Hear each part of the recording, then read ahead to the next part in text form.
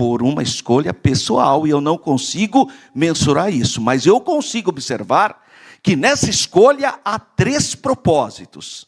Primeiro propósito, Deus escolheu o povo judeu para revelar à humanidade que existe um Deus único, criador dos céus e da terra. Isso é um fato.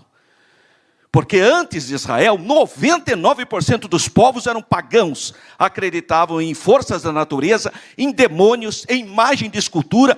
Mais de 99% das pessoas eram politeístas. Graças à fé abraâmica, ao povo judeu, hoje, dos 8 bilhões de seres humanos, grande número são monoteístas, ou têm noção da existência do Deus único. Então, havia um propósito, revelar o monoteísmo para a humanidade. Segundo propósito que eu observo está aqui em Romanos, capítulo 3, quando Paulo faz a seguinte observação. Ele inicia dizendo: qual é logo a vantagem do judeu? Ou qual a utilidade da circuncisão?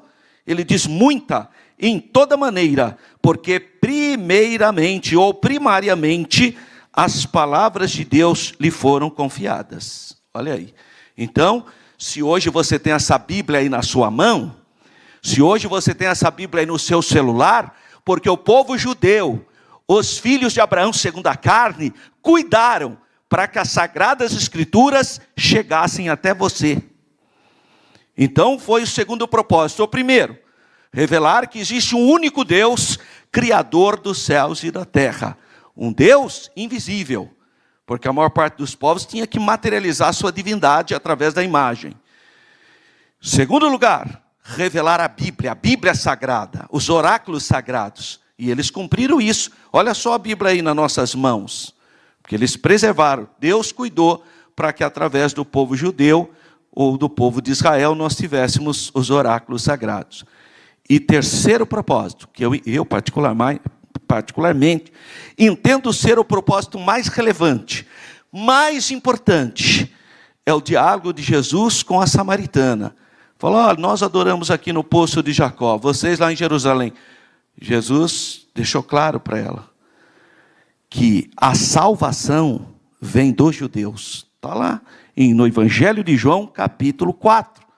Vós adorais o que não sabeis, nós adoramos o que sabemos, porque a salvação vem dos judeus. Está lá no capítulo 4. Portanto, por causa desses 3 propósitos, Israel é uma nação indestrutível. Todas as nações que se levantaram contra Israel se arrebentaram. Eu já falei isso para você, fiz esse desafio para você. Vai ver onde está o Egito dos faraós antigos. Quem mora no Egito hoje são árabes. Outra etnia, outra religião, são muçulmanos. Outra língua, fala árabe. Outra sociedade, não tem mais nada a ver, com os egípcios da época. Para dizer que não tem mais nada da época, tem os cristãos coptos, que seriam os egípcios antigos, mas é outra religião, também são cristãos. Então, é outro povo. Cadê o grande império babilônico de Nabucodonosor, que no ano 586 a.C. destruiu Jerusalém? Onde estão os babilônicos? Quem mora lá hoje? Árabes. Iraque, dividido pelas 2 seitas do islamismo, 60% xiitas, 40% sunitas. O Iraque, esse do Saddam Hussein. Cadê o grande império assírio, que destruiu e levou cativa as 10 tribos do norte de Israel, do reino de Israel, destruindo Samaria no ano 722, por Sargão II, 722 a.C. Onde está o império assírio? A grande cidade de Nínive. Cadê? Onde está? É o Iraque também. Tudo em ruínas e abandonado. Então, todas as nações que se levantaram contra Israel, basicamente, sumiram.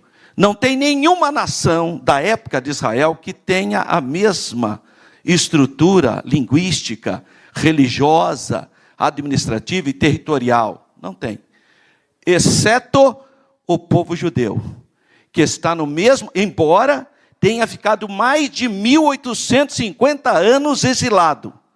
Porque do ano 70 depois de Cristo, quando Jerusalém foi destruída pelo Império Romano, através do general Tito, do ano 70 até 1948, o povo judeu ficou, para ser mais exato, até dia 29 de novembro de 1947, quando a ONU declarou em um só dia a criação do Estado de Israel, Israel esteve vagando pelo mundo, errante. Mas nós temos hoje um Estado, chamado Estado de Israel, povo judeu, descendente de Abraão, de Isaac e de Jacó, mesma língua hebraico, mesma religião, religião mosaica da lei, mesma capital, Jerusalém. Foi Deus que fez isso. Deus cuidou. Por quê? Porque Deus tinha um propósito com eles. Revelar que existe só um Deus, o Todo-Poderoso. Revelar a Bíblia Sagrada que está aí nas nossas mãos. E o mais importante, abençoar todas as nações da terra através